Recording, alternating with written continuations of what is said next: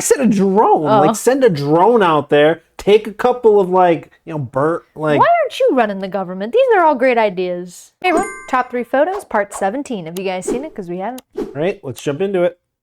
Hey, I'm going to share with you 3 progressively more disturbing stories, and at the end of each of them, I'm going to share with you the photo that is famously associated with them. But before we get into today's stories, if you're a fan of the strange, dark, and mysterious delivered in story format, then you've come to the right channel because that's all we do, and we upload 3, 4, even 5 times every week. So if that's of interest to you, please dress the like button in a realistic bear suit, and then send them to the next Omante ritual in Japan. Also, please subscribe to our channel and turn on all notifications What? so you don't miss any of our weekly uploads. All right, let's get into Don't know what that today's means. stories. Let us know in the comments, please. Yeah, what does that mean? They gonna eat the like button? Oh, no. Hunted? In 2016, 21-year-old Darren Mitchell was living in southeast Texas in a town called Navasota. He was serving in the U.S. National Guard, he was the proud father of a 1-year-old little girl, and he was engaged to the little girl's mother. Anyone that knew Darren knew his main goal in life was to support his little beloved family. While he personally really wanted to go to a trade school, he ended up putting his dream on hold to raise money so his fiancée could go to nursing school. And their plan was after she completed nursing school, Darren would then raise more money and go to school himself. That spring, southeast Texas was hit with record rainfalls. It seemed like for Darren, every time he went to and from work, the sky was always gray and the road was always wet. But of all the thunderstorms that passed through that area that year, there was none more powerful than the 24-hour thunderstorm that began on May 26th. That afternoon, Wow. Darren was on his way home from work. He was traveling along Texas State Highway 105. It was raining so hard that his windshield wipers literally could not keep up with the amount of water hitting his windshield. And so he eventually just had to slow way down just to make sure he didn't crash into anyone. He looked around him and the fields and the ditches next to the road were already filling with water because the ground was already completely saturated from all the rainfall over the past couple of months. Before long, Darren found himself stopping right in the middle of the highway behind this huge row of traffic. Apparently there was some significant flooding up ahead on the road and people were hesitant to drive through it. And so after a while, when this huge row of traffic was just not moving and the rain was just continuing to pour down, Darren started to worry he might be in an emergency situation, that this could be a flash flood scenario. And so he called his brother and he told him that he was stuck on Highway 105 because there was flooding up ahead, there was flooding behind him, he couldn't really go anywhere. And so his brother asked him, what are you gonna do? And at some point Darren said, hey, I can actually get out my window, so I'm fine, I'll talk to you later. But after that, nobody heard from Darren. Oh, no. And later that afternoon, when Darren didn't make it home, his family got really concerned and they called the police. And so that night, a search was launched to find Darren, but there was no sign of him. But the next morning, they did discover Darren's blue pickup truck. It had flipped over. It was off the side of the highway what? near a river that had been created by the floodwaters. Darren was not inside of the vehicle, but 24 hours later, they did discover his body. He had drowned and he had drifted 1 mile downstream of his truck. The family was obviously devastated by this horrible loss, but they just could not reconcile how he had been on the phone with his brother saying that he was going to be just fine to just a couple days later being found dead. And it would turn out there was actually a witness that watched what happened to Darren. Oh, shit. She had been caught up in this flash flood as well, except she was in a vehicle that did not get swept away. And so she was watching Darren as the floodwaters raged around his vehicle. And she said he climbed out of the window and he got into the bed of his pickup truck. And then from the bed, he moved up to the roof of his truck. And at this point, the waters began pulling his vehicle. And so his vehicle became unsteady. And from her perspective, it seemed like Darren did not like his odds on the roof of his truck. And so he climbed back inside of his truck. Oh, and then just a couple no. of minutes later, his vehicle was dragged into a deeper section of the water and it flipped upside down and was pulled under, and Darren did not reemerge. With this information, Darren's family was able to figure out that when Darren climbed back into his truck right before it flipped over, he posted something to Facebook that now, looking back at it, is unbelievably haunting. Shit. That's That's terrifying. eerie. Ugh. That just made my spine tingle. And there's been a lot of flash floods around the country lately too. Yeah. Oh my gosh. And to see him literally post this just moments before. Moments before, It's just yeah. this is his last thought. Yeah. Ugh.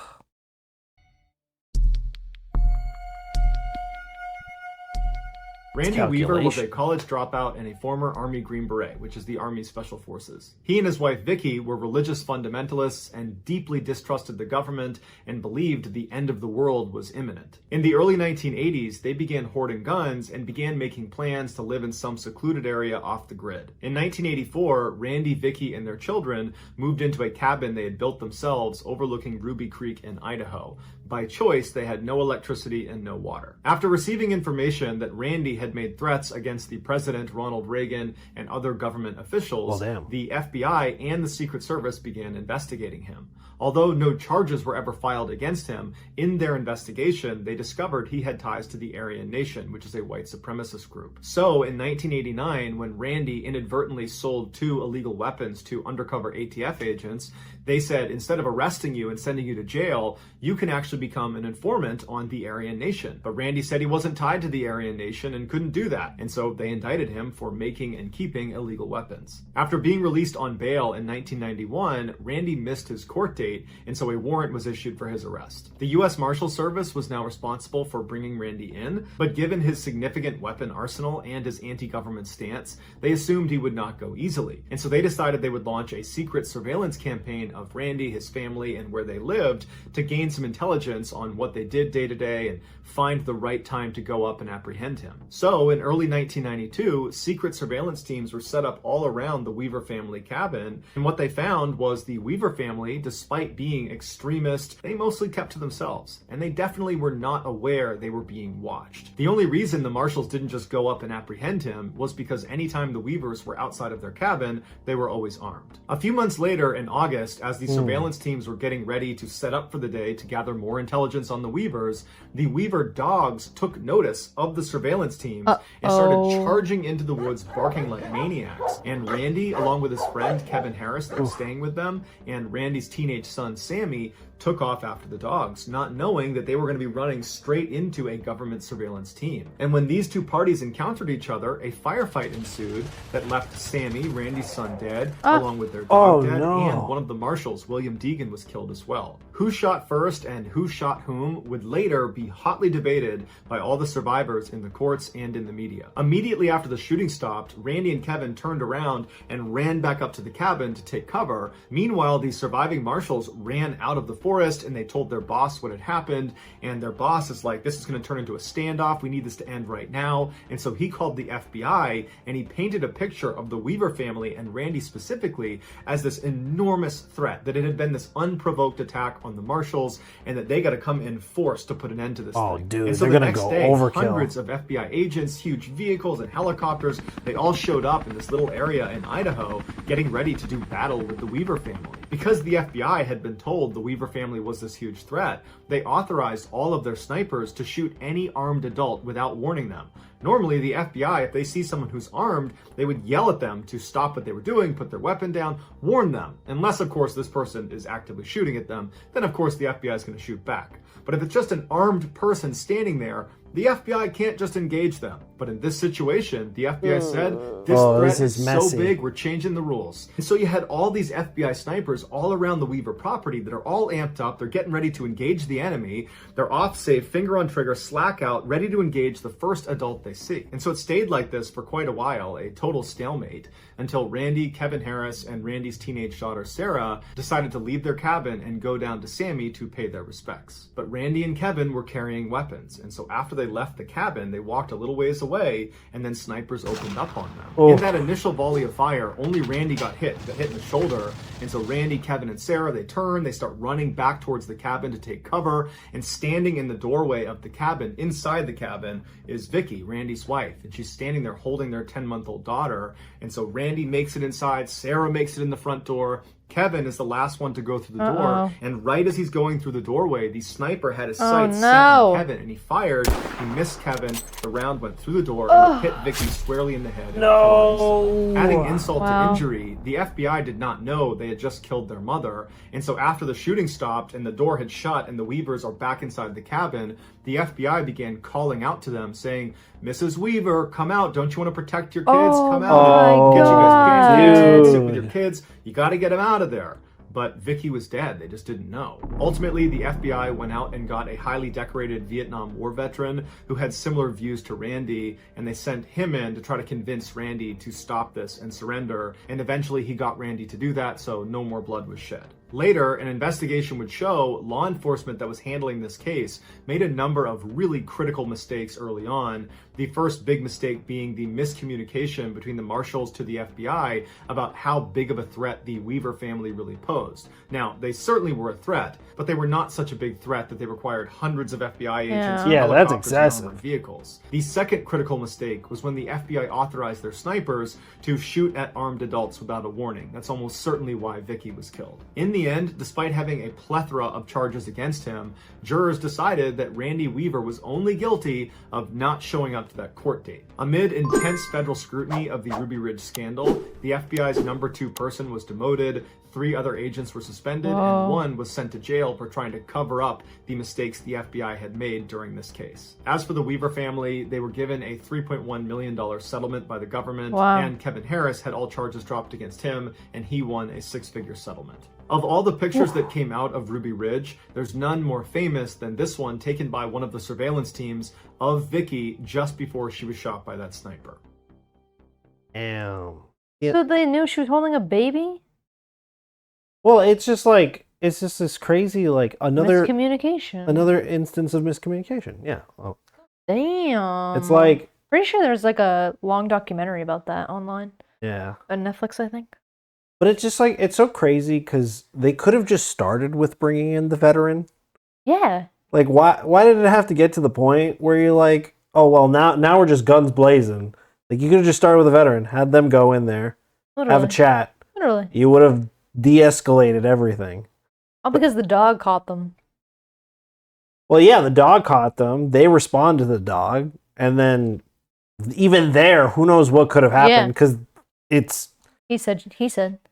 Yeah, it's all hearsay at that point. Ugh, Jeez, ridiculous. it's wild.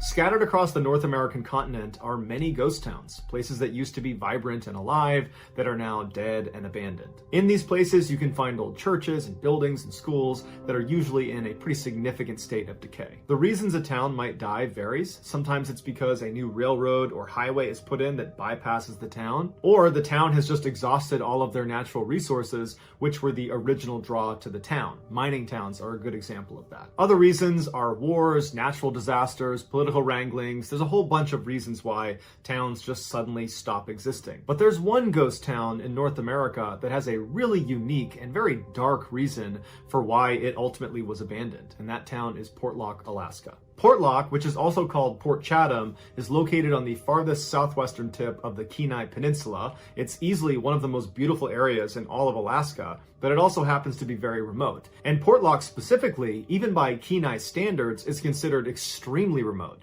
You can only get there by boat or by bush plane. The town was technically founded in 1787 when Captain Nathaniel Portlock of the Royal Navy landed there, but it wasn't really turned into a real settlement until the early 1900s when commercial fishermen built a cannery there. By 1921, the town's fishing economy was doing so well that the US government believed they would be the next major commercial fishing hub, and so they actually established a post office there. Everything seemed to be going great for Portlock until the 1930s when rumors began seeping out along the Kenai Peninsula that there was something wrong with Portlock. Men from this cannery town were going missing at an alarming rate, and the few that were found again were always found dead and mutilated in a nearby lagoon. Initially, the townspeople believed these were bear attacks, but the natives of the Kenai Peninsula that found out about what was happening in Portlock, they stopped by and they said, those are not bear attacks. Those are almost certainly attacks by a creature we call the Nantina, which means half man, half beast.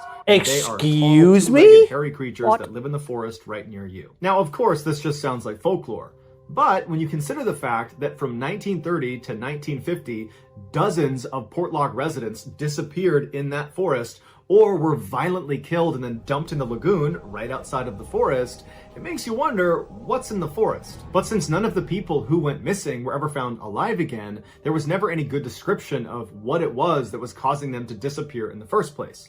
Well, with the exception of one case. In 1943, John Meyer, who was a resident of Portlock, was at his campsite and he was crouched down when he felt something leap onto his back and start pummeling his head and hitting him on the side, and he kind of went into the fetal position, and then at some point his dog started barking and caused whatever was on his back to get scared and run off, and so John, who's been badly beaten, rolls over and he looks towards the tree line and he sees this enormous, tall, hairy man running into the woods. And so John gets up and he stumbles his way into town to try to get help, and he's able to tell someone what happened to him before he ultimately succumbs to his injuries and dies. After the John Meyer incident, another group of Portlock men were up in the forest doing some hunting when they discovered these enormous 18-inch long tracks, and they followed them to a clearing where it looked like there was this epic death struggle, that clearly two huge animals had gotten into a struggle here. There's blood everywhere, there's pieces of what looked like a bear or maybe a moose, and then these tracks continued out of this clearing and went right up the mountain, and the men did not dare follow those tracks to see whatever it was that emerged victorious in this clearing. Even the Alaskan newspapers began speculating that something was off